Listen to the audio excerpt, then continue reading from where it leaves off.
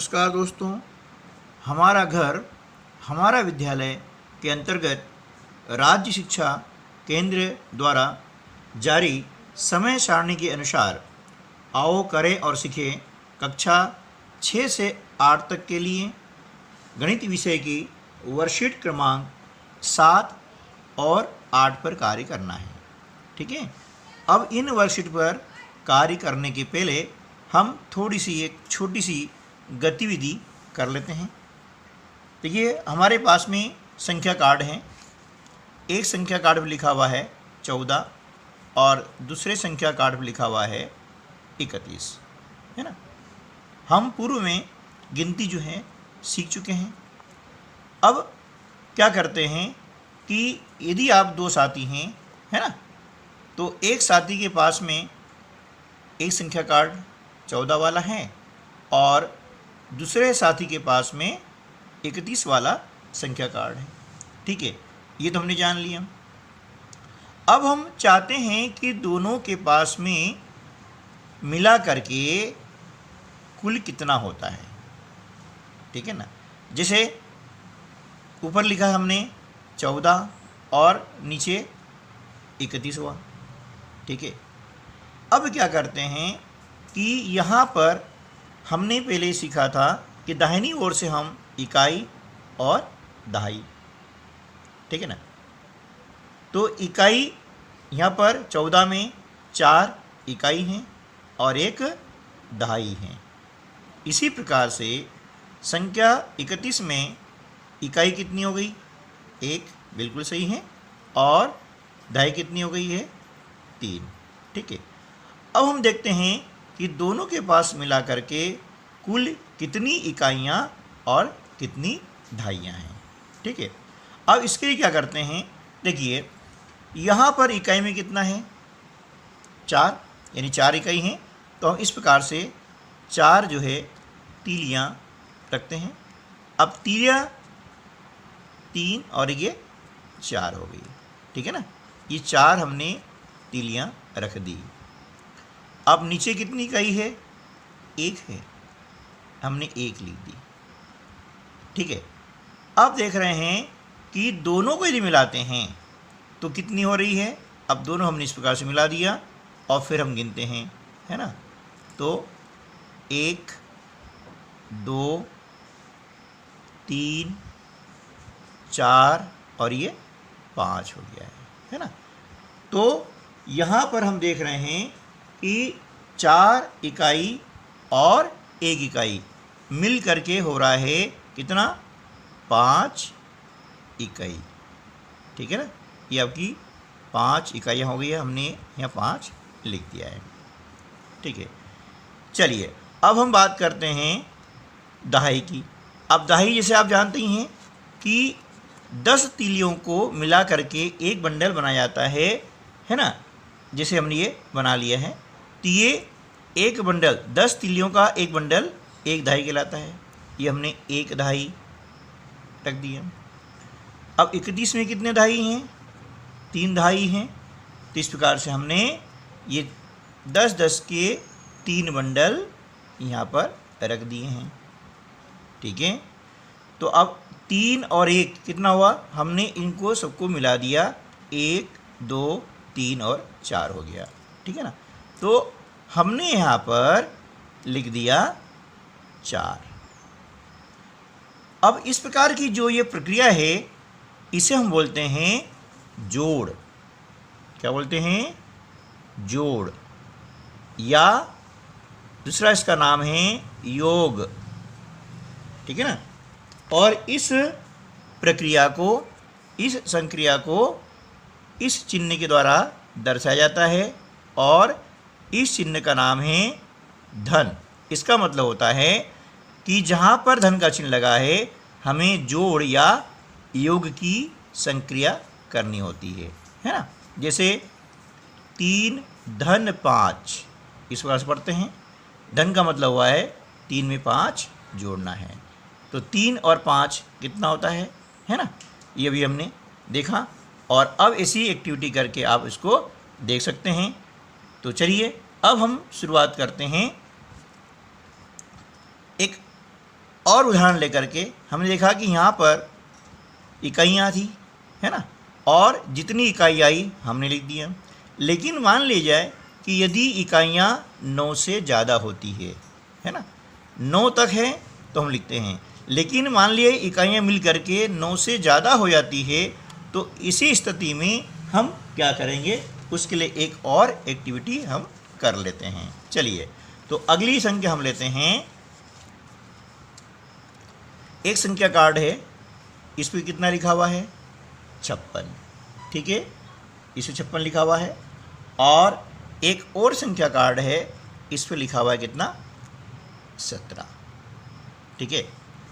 अब इनका हम योग करते हैं, है ना। आप समझ आ गया ना, योग क्या होता है, मतलब इनको जोड़ते हैं, ठीक है।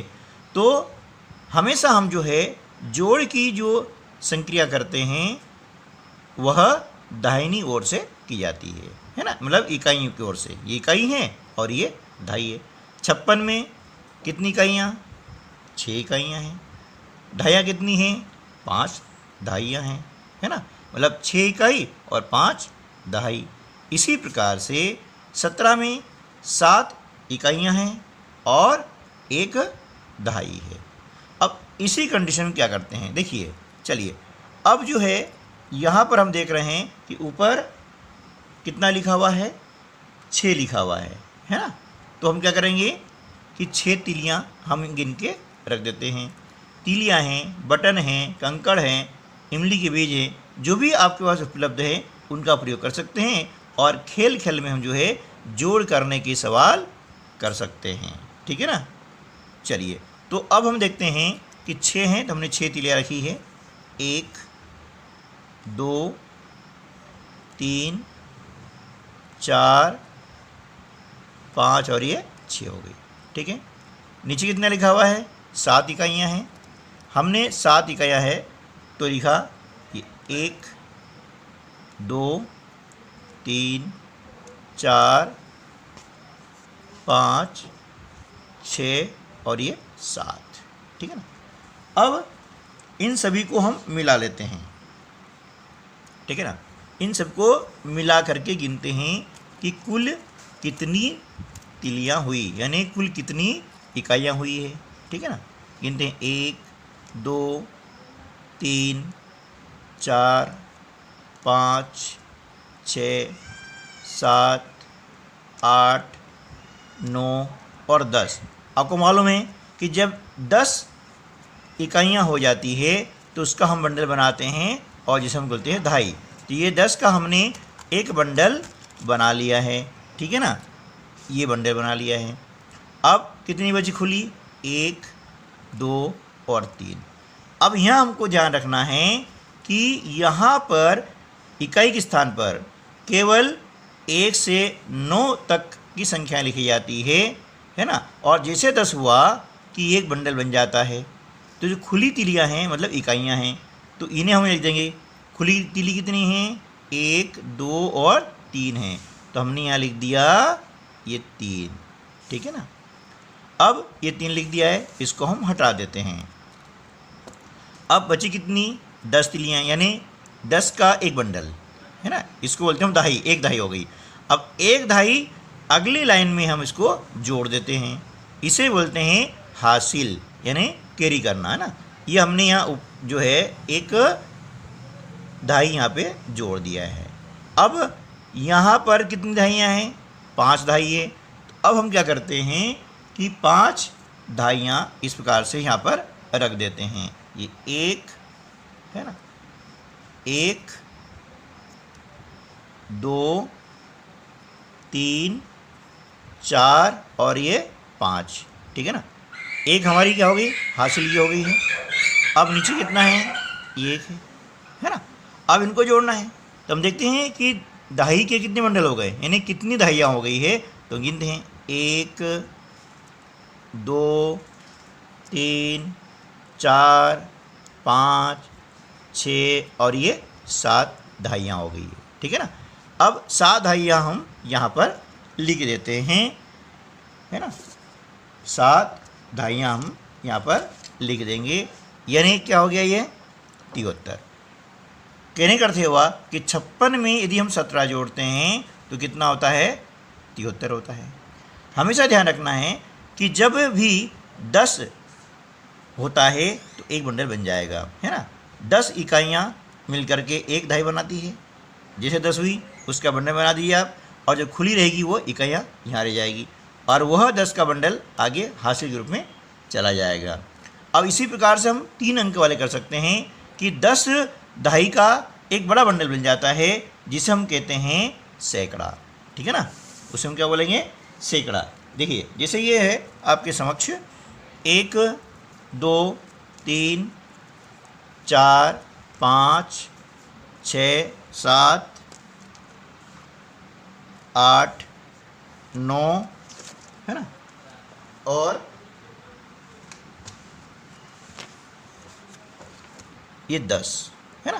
देखिए 1 2 3 4 5 6 7 8 9 और ये 10।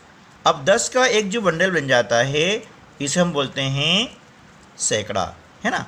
आप देख रहे हैं कि एक सैकड़े में कितनी धाइयाँ हैं, है ना। 10 बंडल हैं, मतलब 10 धाइयाँ हो जाती है। इसी प्रकार से आगे जब भी 10 होता है तो एक बंडल बन जाता है, और जैसे बंडल बना हुआ है यदि आगे संख्या है तो उतनी उसमें हासिल का जुड़ जाएगा, ठीक है। उम्मीद है आपको समझ में आया होगा। अब इसी पर आधारित हम वर्कशीट क्रमांक 7 को हल करना सीखेंगे, है ना। अब यदि आपने कंसेप्ट क्लियर आपका हो गया है तो आप आसानी से जो है ये वर्कशीट क्रमांक 7 कर सकते हैं, ठीक है ना। तो सबसे पहले हम आज की तारीख लिखेंगे 20/7/2020, मतलब 20 जुलाई, है ना। तो अब यहाँ देख रहे हैं कि यहाँ 12 है और यहाँ पर 13 है, ये धन का चिन्ह लगा हुआ है, यानी 12 धन 13। अब वही पर क्या करेंगे अपन, उस 2 लिखा है तो हमने ये 2 तिलियाँ रख ली, फिर नीचे 3 लिखा है तो हमने इस प्रकार से 3 तिलियाँ रख ली। अब सबको मिला दिया, मिलाना मतलब जोड़ना, ये मिला दिया, इसको जोड़ हो गया। अब कितने हो गए, 1 2 3 4 और ये 5। तो इस प्रकार से हम यहाँ पर 5 लिख देंगे, ठीक है ना। अब इन तिलियों को हटा लेते हैं, फिर देखते हैं यहाँ पर कितनी धाई है, 1 धाई है, ये हमने 1 धाई मान लिया, 1 और 1 ये 2 धाई है, 1 और 1 कितना हो गया, 2 हो गया। इस प्रकार से हम इस वर्कशीट को आसानी से हल कर सकते हैं, ठीक है ना। चलिए अब हम चलते हैं वर्कशीट क्रमांक 8 पर, है ना, ये वाली। सबसे पहले यहाँ लिख देंगे तारीख 20/7/2020, है ना। अब देखिए यहाँ पर वही कंसेप्ट है, पिछली वर्कशीट में हमने 2 अंकों वाली संख्याओं को जोड़ा था, अब यहाँ पर 3 अंकों वाली संख्या है ना। तो वही प्रक्रिया इसमें हम अपनाएंगे। जैसे यहाँ 5 लिखा हुआ है तो हमने क्या किया कि 5 जो है तिलियाँ रखी, 1 2 3 4 और ये 5, ठीक है ना। अब नीचे कितना है, 3 है, हमने लिखा 3, 1 2 और ये 3 हो गया। अब सबको मिला देते हैं और फिर गिनेंगे 1 2 3 4 5 6 7 और ये 8। अब 8 हो गई तो हमने यहाँ पर लिख दिया 8, ठीक है ना। अब आगे क्या आ गया, 0, है ना। 0 मतलब कुछ भी नहीं है ना, 0 मतलब कुछ भी नहीं है। तो अब यहाँ पर हम क्या करेंगे, नीचे देखेंगे 3 है तो हमने ये 3 तिलियाँ रखी, है ना। अब 0 नहीं है तो कुल कितना हो गया, 1 2 3, है ना। तो इस प्रकार से हम यहाँ पर क्या करेंगे, 3 लिख देंगे, है ना। तो जो 0 में 3 जोड़ते हैं तो 3 ही आता है, मतलब 0 में कोई सी संख्या जोड़ेंगे तो संख्या वही आती है। अब इसी प्रकार से 3 है, हमने ये 3 रखा, फिर कितना नीचे 5, ये 1 2 3 4 और ये 5। अब सबको हमें मिला दिया, अब गिनते कितना हुआ, देखिए 1, है ना, 2 3 4 5 6 7 और ये 8।